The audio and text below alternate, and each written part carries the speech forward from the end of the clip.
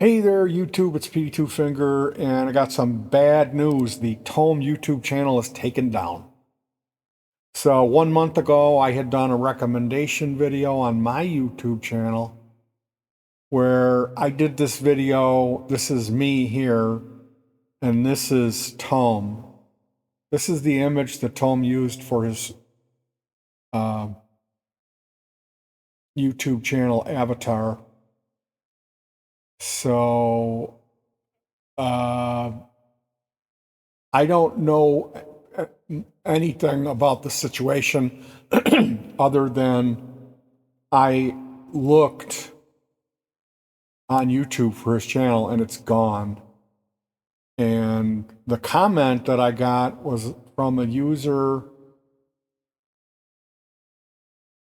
Zico Faria.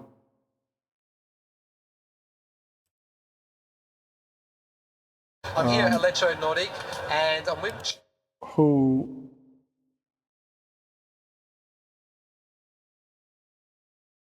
I have no idea who this person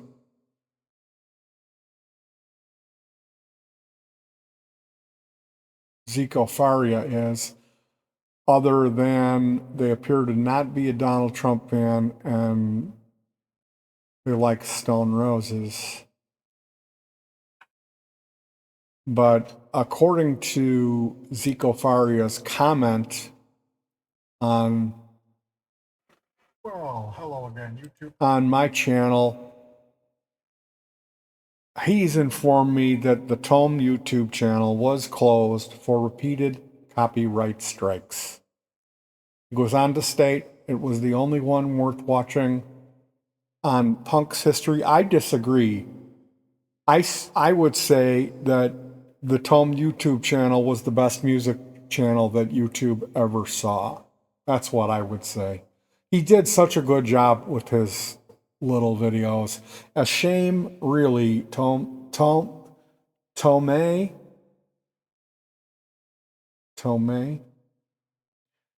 did not deserve this after so much effort and passion. Which really sucks. My reply is basically, I really loved his channel. Now I don't want to come off like some noob. I've been hip to punk rock since the early 80s. My neighbors were the Steppy Brothers, who formed a juvenile band called Negative Element and recorded their Yes We Have No Bananas EP. They lived 2 doors from me coming up. And I was good friends with that family, with those kids. They were my playmates coming up, and they turned into legitimate music people, you know, lifers, basically. So I've known about punk rock, and I've got to say, it's rare that I find people who have extensive enough knowledge of music to turn me on to a real lot of stuff that I never heard before. But like 30% of the artists that he was making videos on, I had never heard of. You know, and that's just an estimation, but I'm slack-jawed about this whole thing because he didn't really, I don't ever remember him playing studio recordings. His channel, he was talking over footage of these bands playing live. So he only ever really showed live performances that were like, they weren't professionally filmed. Like most of the footage that he used was really rough. It was all fan shot footage. So I don't see how YouTube could have come after him. That is, unless to say that the YouTube copyright system is broken. And if you know anything about that, that's the case. And what really sucks about this is Tome was working really hard, and he was putting out a product that nobody else was able to do. There were other people that tried doing this. Finn McKenty is a good example, who failed. People that did it because they were in it for money. People that they just would look up the bands on Wikipedia because he didn't actually know who they were, you know. And the thing about the artists that Tome was featuring is they're not major label. They're really independent artists. And these are the type of artists that are the most difficult to receive from free publicity. It's like these are the artists that are the word of mouth guys, and that's what he was doing. He was promoting them by telling their stories in these 10, 20-minute videos where he would research the band's history and put together enough footage to give you a brief overview of what they did, like what their sound was. He wasn't uploading full albums or full shows. It was a commentary channel. This is the definition of fair use. Tome, excuse me, his channel defined fair use. So this is really a red flag that, and there has been so much of this stuff that's gone on. So how do we fix this? You know, it isn't power to the people anymore. It's power to the corporations. That's what really sucks. So I never would have thought that a month after I made a recommendation video for this great YouTuber, right when he was breaking out and getting a little bit more fame, like I had been watching him for a long time.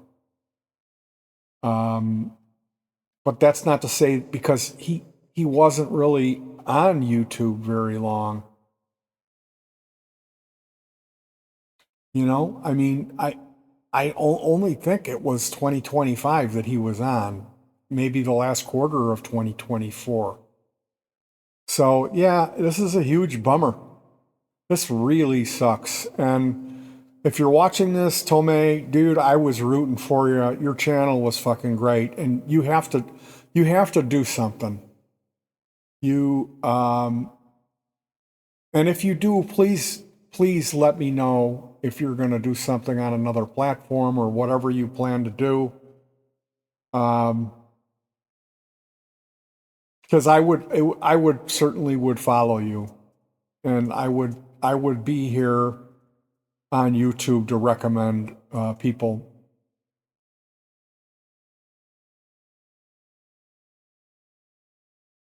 To bounce people over to your new place wherever you're at. If you're going to go to BitChute or I don't know, Vimeo, where do people go? The people go to TikTok, right? I don't think Tome.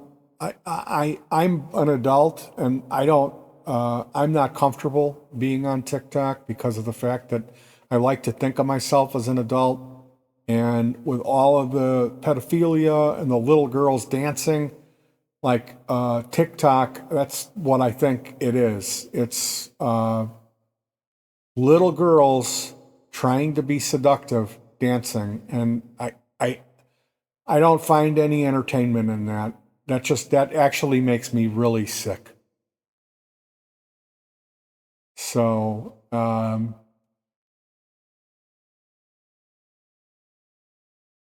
Twitch, I really don't know.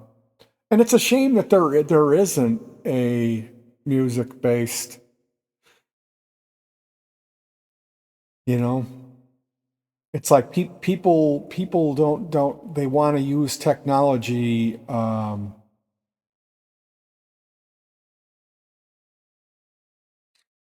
for nefarious purposes, you know. It just it says a lot about who we are as a society. Anyway, you guys, this is a huge bummer. If you know any information that might be interesting or helpful, it would be great if you could clue me in as far as what this guy's moving forward, if he's going to do anything. I think this just happened today. This just happened today, probably 4 hours ago, 5 hours ago. So yeah, that really sucks. And in the meantime, people like Finn McKenty and Aaron Micolo are taking it to the bank. That's what really sucks.